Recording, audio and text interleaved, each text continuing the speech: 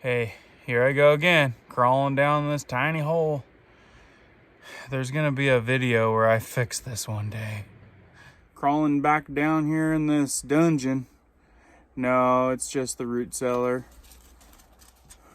Hey, pups. What you guys doing? You wanna crawl down in the hole with me? That shows you that shows you how small this hole is that I have to crawl into to get down into our crawl space. But you know what? I made this spot down here because we're on a river and I can't really dig down much around here without it filling in with water. So I made a spot under the house, which most people can do that have a house with a foundation and a crawl space. And there is always a good moderate temperature for root cellar storage.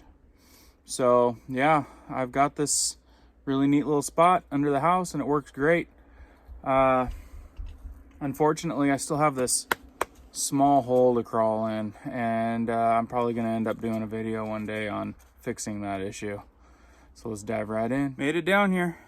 Guess what? This time I brought a chair. Last time I was down here, I was on my knees and my knees hurt so bad because there's like rocks underneath all this black tarp down here. Definitely gonna have to do something about the old platform. I might dig it down a little bit and put some type of flooring in or something so that it's a little bit easier on the knees. Short person could probably just duck around a little bit and walk around, but now I'm gonna sit in this chair and talk to you real quick. So let's quickly go over a couple tips for the root cellar. Some how-tos, some do-nots, and some what-to-dos. Temperature. The temperature in your root cellar or in your crawl space food storage should be about 32 degrees to 45 degrees. The reason a dugout area is so good for those temperatures is because the soil keeps it warm enough and keeps it from freezing. And also being dug down in the soil, it keeps the area more humid than say outside of this area. The big key is to keep the area cool. The moisture helps with the vegetables not losing moisture and becoming rubbery. 85 to 95% is the humidity percentage that you should try to shoot for in your root cellar. You might wonder, how am I gonna keep the humidity humid? Like, say you're in a dry area. Well, there's a few tips that you can use. You can use some pans or some pots and you can put some water in it and put it around your vegetables. You can moisten like burlap bags and you can place those over, say, your potatoes or whatnot. It's also been said that you can sprinkle water around on the floor, not saturated, not soaking wet burlap, but just lightly moist, and that will also help keep the humidity levels up. Grains, on the other hand, are a little bit different. They can be held and kept for 2 to 3 years, but they can't be in that super humid type of environment. So when it comes to grains, you got to keep them in. There's a lot of different ways of storage, but it's got to be in a closed container. It needs to be dark and it needs to be dry. So two different things there with your produce, your vegetables, and then your grains. They require a little bit of different climate, but they still both need to have that cool temperature. Just a difference on the humidity, and you guys can totally control that.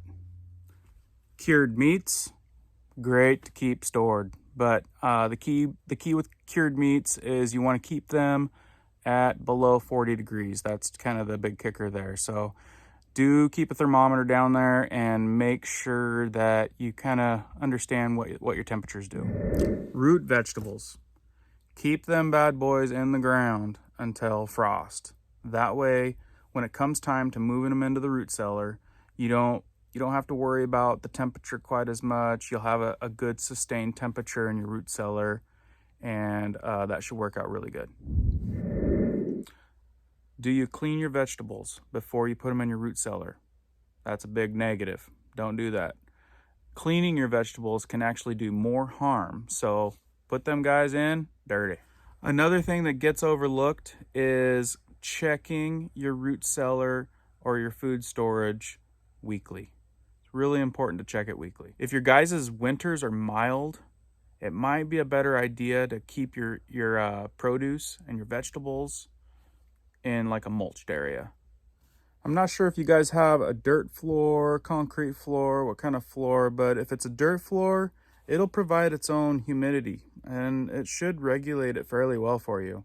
If it's a concrete floor, or even the dirt floor, you don't want to place like Tupperware directly on the floor, because it has a different level of humidity on that compact surface. So gravel can work fine because air actually gets underneath there. But anything setting directly on the floor, you probably should jack it up on some wood or put something under it just to allow that air to go underneath. Another really important tip: your food storage area or your root cellar needs to be kept dark. Bacteria grows with light. You don't need all your potatoes sprouting.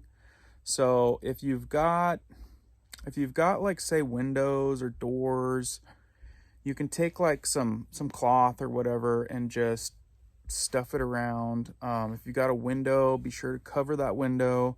If it's down in a crawl space like mine, we've got multiple vents all the way around that let in light.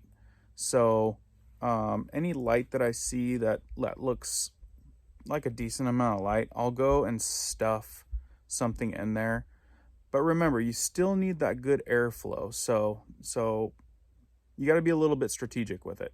But light is not good. Here on the right, I'm going to put a list of a bunch of stuff that can be stored in your root cellar or your food storage area. Remember, leafed lettuce and garden vegetables, fresh ones that have water content, are going to have a shorter lifespan. So, you guys are just going to have to play with it. I mean, there's no perfect science to each person's personal situation. You've got a climate. The best thing that you can do is work with what you got. Just remember, check it weekly, see what's going on, make sure no critters are getting into it. But start. I mean, everybody's got somewhere, and there's all kinds of little tips out there. Like, you can have dug in ones in the ground, little boxes and all kinds. If you can dig a hole, you can have a root cellar. You could even take an old refrigerator, bury that sucker down on the ground, put the lid on there, on the top, be able to lift that in. People have used those and they work great. You can even bury a barrel underneath the ground. You can go to, say, Home Depot and get a bucket with the screw-on lid attachment. Throw that guy in the ground. You can store things for a long time.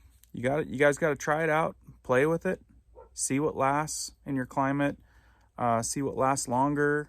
I strongly urge you guys, if you even are remotely interested in doing some food storage, root cellar concepts, get into it.